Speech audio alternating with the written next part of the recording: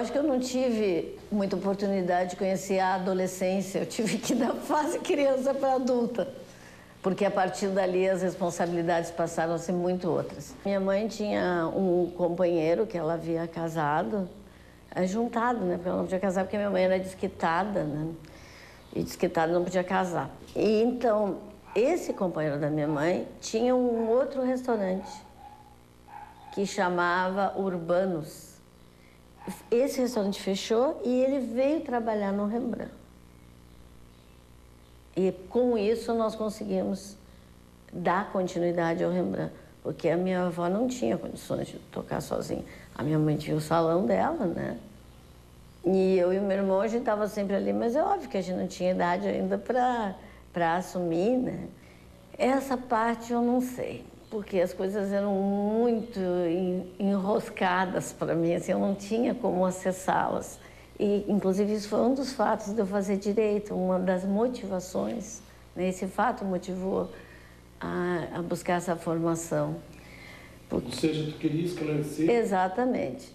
Então, através disso, depois, eu já na faculdade como estudante, aí sim, eu entrava na delegacia, me apresentava e cheguei até a fazer estágio, me lembro, assim, estágio remunerado, né, para conseguir um dinheiro, porque eu sempre trabalhei, desde cedo, né. E consegui estágio por essa empresa, o CIE, na polícia. Na polícia, a coisa era bem complicada, porque eram 2 lugares diferentes. Um era a delegacia de homicídios, que tinha um inquérito, e outro era... Eu fiquei sabendo que existia um elemento que passei aí, que era a DOPS.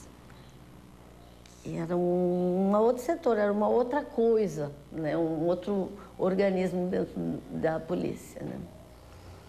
E lá existia, me foi falado que eles conheciam a autoria do crime, mas que essas pessoas não estavam, que teria que voltar para poder investigar.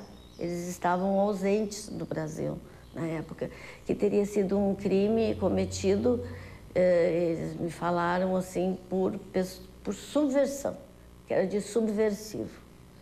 Aí eu perguntei, tá, mas e aí, como é que soube, né? E o delegado, na época, me esclareceu... Que delegado? Marco Aurélio. Uma palavra que ele me ensinou, que é codinome, que eu não conhecia essa palavra, e aparelho. Então, eu lembro ele falando assim, e rádio, que através do rádio, desde a noite do crime, eles captaram uma mensagem de que eles teriam ido lá, um grupo, na época era VAR Palmares, que era um grupo de subversão da época que atuava aqui no Rio Grande do Sul também, e que foi captado do rádio uma mensagem, e que essa mensagem diz que um codinome que eu me lembro que ele me falou era Estela, que ele falou que eu relacionei com estrela, por isso que eu me lembro bem desse.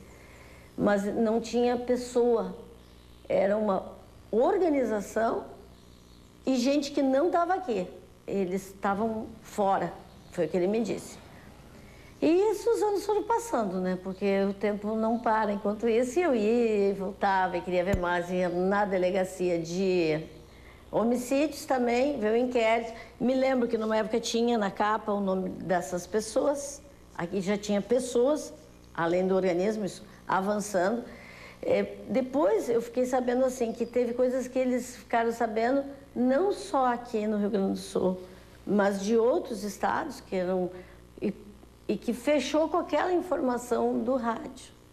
A capa, o inquérito, na verdade, o do homicídio, as folhas não estavam nem numeradas, eram folhas soltas, né? E eu ia lá e manuseava, e no outro lugar eu não tinha muito acesso a manuseio na DOPS, mas era conversa. E já no outro era mais manuseio e menos conversa. Essa era a diferença fundamental de tratamento que eu recebia numa e noutra delegacia. Então, numa eu podia pegar, mas aqueles papéis, aí tinha fotos, bastante coisa do local, do crime, né? A perícia que foi feita, Esse era o grande volume e haviam 3 nomes na capa. E depois não tinha mais. Essa capa ela foi substituída e eu notei isso bem depois. Aí, quando veio a anistia, que aconteceu que o nome do meu avô figurou como vítima inocente do terrorismo no Rio Grande do Sul, a única vítima. Na verdade, eu fiquei sabendo antes até do livro, que tem um livro, porque naquele ano ia ser feita a leitura desses nomes no dia que comemorava a Revolução. 31 de março. No Parque Farroupilha, na frente ali onde é o Colégio Militar. E lá ia ser lido o nome do meu avô. E foi efetivamente. Aí eu lembro que eu fui no Exército e queria saber dessa lista, por que estava sendo feito isso. Eu fui lá no centro, naqueles exércitos lá, que também é muito difícil a gente ter. Fui recebida por um, que me mandou para outro, que me mandou para outro, mas até onde eu consegui chegar, existia mesmo.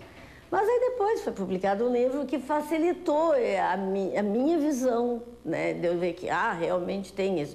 Eu lembro que eu cheguei a ter uma lista material de nomes e tinha o nome do meu avô, que era datilografado, uma cópia xerox, grampeada de algumas folhas. Isso eu lembro que eu cheguei a ter na mão, não tenho mais isso, né? Não posso afirmar se eu consegui isso na delegacia ou no Exército, mas eu cheguei a ter essa lista. E que veio a ser confirmada no livro, que é o Brasil Sempre. Nesse livro, o meu avô figura como vítima. Aí aconteceu que essas pessoas que seriam os possíveis iam voltar para o Brasil anistiados. E nós tínhamos os fios de cabelo do Emplasto Poroso, que estava guardado na polícia. E aí eu tinha, assim, muita necessidade, assim, até de paz mesmo, né? De enterrar, assim, o teu ancestral, né? A minha dívida com o meu avô, eu gostaria muito de dar para ele o esclarecimento da morte dele. Então nós tínhamos um emplasto poroso guardado desde o dia do crime na polícia, uma prova. E quando voltasse essas pessoas que eles achavam que não estavam no Brasil, que era o dono do fio, poderia ser confrontado, o fio de cabelo, com o cabelo da pessoa. Só que isso, aí eu descobri que tinha sumido o Emplasto Poroso, ele não estava mais guardado na polícia, ele desapareceu.